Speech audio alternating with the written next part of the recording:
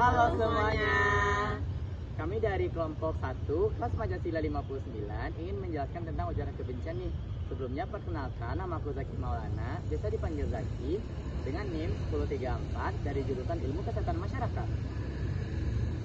Kenalin, aku Najah Adeliana, biasa dipanggil Najah dari jurusan Hukum dengan NIM 24 10 11 20 61. Perkenalkan, nama saya Anissa Rahmania Nadine, biasa dipanggil Nisa, dari jurusan Teknologi Pangan dan Hasil Pertanian dengan NIM 12 11 12 3003. Kenalin, nama aku Hadi Mufid, biasanya dipanggil Hadi, dari jurusan Farmasi dengan NIM 24 11 01 2060.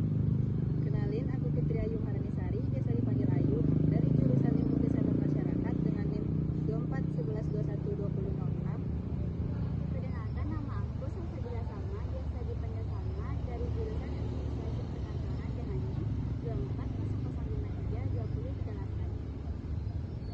Nah, di sini kami pengen bahas tentang ujaran kebencian nih. Teman-teman udah pada tahu belum ujaran kebencian itu apa? Alasannya apa aja? Nah, kalau belum tahu, stay tune ya. Kami bakal bahas banyak banget. Apa ya ujaran kebencian itu? Yuk kita bahas. Kalau dari aku, ujaran kebencian itu kalau bahasa simpelnya emang berfokus sama ya nama baik atau kehormatan seseorang lah ya. Terus pandangan aku sama orang yang ngelakuin ujaran kebencian itu pasti mereka tuh masing-masing ada dasarnya lah ya, kenapa mereka kayak gitu, atau dasar dengan diri atau segala macamnya. Tapi kalau dari aku itu apapun yang beralasan dan berlatar belakang yang buruk itu rasanya bakal berdampak buruk juga terhadap diri mereka sendiri, karena emang ya berujung dengan banyaknya pembahasan sekarang terutama dengan Gen Z kan emang mental health ya, jadi emang si korbannya juga bakal terserah dengan kesehatan mentalnya juga. Tapi yang pasti itu pasti mereka tuh dari posisi yang melakukan ujaran kebencian, pasti itu mereka ada yang apa ya, yang enggak bertentangan dengan keyakinan dia, terus makanya dia melakukan ujaran kebencian tersebut. Terus juga itu pasti enggak jauh juga dari kesadaran dia gimana dia merespon terkait perbedaan yang perbedaan dari diri dia, terus dari orang lain yang dia patokkan dan sebagainya. Nah, singkatnya, ujaran kebencian itu adalah suatu bentuk tindakan menghina secara verbal. Kok bisa sih terjadinya ujaran kebencian? Yuk kita bahas. Kalau faktor yang melatar belakangi mungkin bisa kita ambil dari ketidaksukaan, mungkin ke figur, ke fenomena, ataupun ke lembaga-lembaga tertentu, atau mungkin klub sepak bola atau gitu kan. Terus selanjutnya memang mungkin ada niat untuk menjatuhkan kayak black campaign gitu, atau mungkin domba mengkampanyekan. Terus yang melatar belakangnya satu lagi memang kayak memang ingin merasa superior aja kan, ada orang yang merasa kalau menganggap rendah orang lain untuk membunuh itu memang menjadi mereka lebih hebat. Ternyata banyak banget nih penyebab dari ujaran kebencian itu. Tapi pada intinya semuanya berawal dari prasangka buruk kita terhadap orang lain, kemudian keinginan kita untuk menjatuhkan orang ini, teman-teman. Apa sih dampak ujaran kebencian itu? Yuk kita bahas. Nah, tentu akibat apa yang kita tanam itu akan kita tuai kan, pepatah mengatakan apa yang kita perbuat itu yang kita dapatkan. Kalau individu seseorang sudah berani ya terang-terangan mengatasnamakan dirinya melakukan ujaran kebencian tadi kan, akhirnya masyarakat ataupun audiens dalam hal ini adalah pembaca gitu sudah bisa menebak nih karakter orangnya seperti apa. Jadi tentu berefek kepada dirinya, orang bisa menilai dia gitu ya, karena apa yang kita ucapkan, bagaimana kita mengucapkan itu menentukan siapa kita.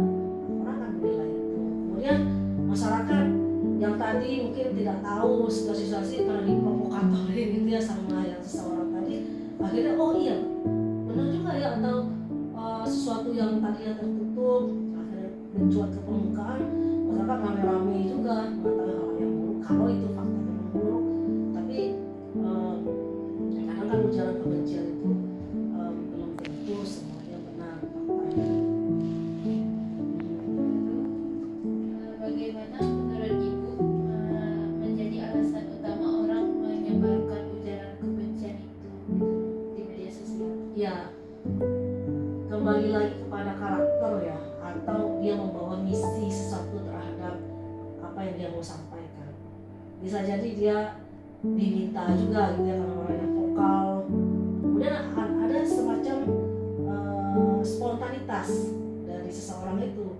Misalnya dia sudah tidak kuat atau muak dengan situasi itu, dia sampaikan. Nah, dari hasil wawancara tadi ternyata banyak sekali nih dampak dan bahaya dari ujaran kebencian itu sendiri. Gimana ya cara mengurangi ujaran kebencian itu? Yuk kita bahas. Kalau dari aku sih balik ke kita ya, maksudnya terkadang kita juga secara nggak sadar ataupun sadar kita juga terkadang melakukan itu. Jadi kita kan nggak tahu itu, maksudnya kayak gimana tanggapan orang terhadap perkataan kita. Nah tapi kalau dari aku itu balik ke diri sendiri lagi, yang mana kita haruslah bisa mengontrol diri kita dan ngatur mindset. Kita kan nggak selalu menjadi yang terbaik gitu kan. Jadi kayak maklumilah kekurangan orang lain, dan terimalah karena kita juga ada kekurangan. Ada teman?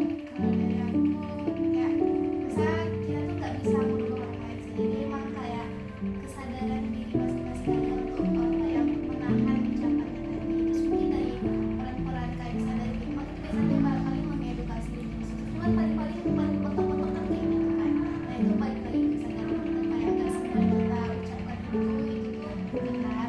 Terkait dengan kayak pokoknya paling-paling kita potong kayak bayangkan aja kita di posisi orang yang bakal kita ingin, kayak terima nggak kita kalau digituin. Kesadaran diri masing-masing, karena kita nggak bisa mengontrol orang lain kan, apalagi di media sosial kayak sangat-sangat tidak bisa dikontrol gitu Iya, kan, sangat bebas ya. bebas. Nah, dari pemaparan wawancara tadi, cara mengurangi ujaran kebencian itu mulai dari faktor internal, yaitu introspeksi diri, lalu menerima kekurangan orang lain.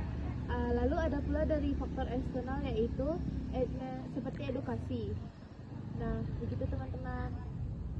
Halo teman-teman, nah kita udah belajar banyak banget nih tentang ujaran kebencian, mulai dari pengertian, faktor, dampak, dan lain-lain. Nah, aku harap teman-teman paham dengan materi yang udah kami jelaskan ya, dan juga dari wawancaranya. Kemudian setelah teman-teman paham, jangan lupa untuk menerapkannya dalam kehidupan sehari-hari agar kita dapat menekan angka praktik dari ujaran kebencian itu sendiri nih. Oke, sekian yang dapat kami sampaikan. Mohon maaf jika ada kesalahan. See you next time and thanks for watching.